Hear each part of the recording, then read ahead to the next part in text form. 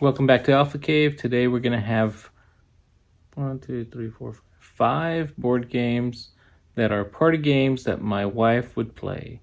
So these are the ones that we would take out. Typically, if we have some guests and we want to play a board game, we'll try to play these basically because they're easy to play. You don't have to teach much and people pick it up so quick. So let's start with number 5. Number 5 is a game that you want to think alike as other people so that you put the same word down to finish off a clue. And basically that is called blank slate. Very easy to play. You have a card, you try to fill in the blank, and if you match, you actually make points with other people. So that is actually a very easy game to play. We've played it with small little kids, and actually we've had this, and then the small little kids actually came and taught us how to play it. So super easy to play, and I think you would like that, and your family would like that as well. Number 4 is actually one that we got for Christmas as well, and this is a very simple game to play, very fun. You give clues as well to figure out what you're guessing or what the other person is thinking or what they picked, and it is called Hues Qs.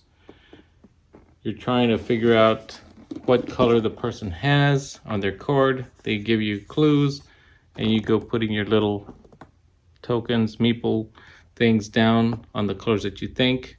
That little square there in the middle is actually the one that actually tells you exactly what color they picked, and anything that's in the square or right adjacent to the square will make points.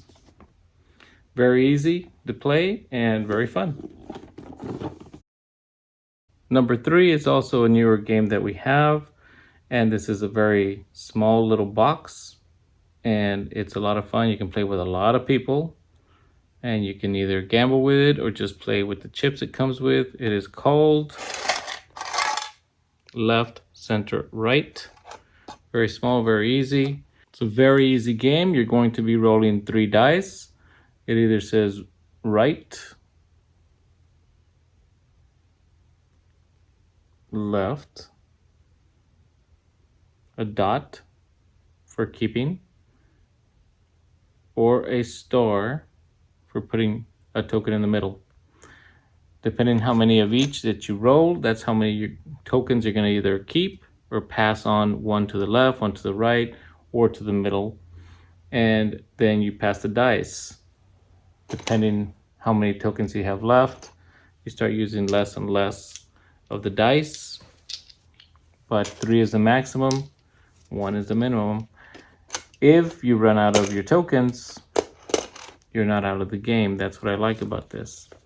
You can still get some tokens because somebody might pass them to you, and you might win the game. So it's a lot of fun. You can either play for a little bit of money if you like playing for fun with money, or you can play with the tokens that it comes with, which are just little chips. Lots of fun. People can really enjoy that, and it's a quick game. That's number 3. Left, center, right. Number 2, we have, it's for 12 players, and this is one that my wife picked out as one of her favorites, and it is called Telestrations. Telestrations is fun. Everybody has a word that they're trying to draw out, and they go on ahead and draw it, pass it to the next person. They kind of write what they think it is. The next person sees the wording of what they think it is, and they draw the next picture on the next page, and it keeps on going all the way around. It gets very funny when you get to the end and it turns out to be something totally different than what it says.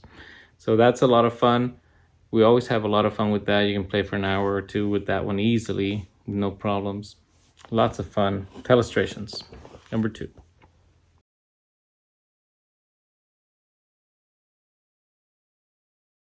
Number 1 is probably the number 1 game for a lot of people to play as a party game. I totally enjoy this game. I omitted showing the game in the last video, so I'm going to show the game, just one. This is the game that I'm talking about. Now back to the video. There's going to be a card with, I don't know, I think there's 5 different words there. The person says pick number 3. You look at number 3, everybody else does at least. They write down one word on a little board. If that word matches somebody else's, then you cannot use that clue to give the description to the person that needs to choose or know what the word was that he picked or she picked. It's very easy to play, lots of fun, and this one is one that we would pull out anytime when we have people over. Just one. We have a few copies of this. That way we can play with more people than what it says. This says you can play up to 3 to 7. I think we have 2 or 3 copies of this game, so we can always pull it out to play with a lot more people. Of course, maybe they would have no clues to actually go by, because everybody's going to write the same thing, right? And those are the top 5 board games that my wife would like to play during a party.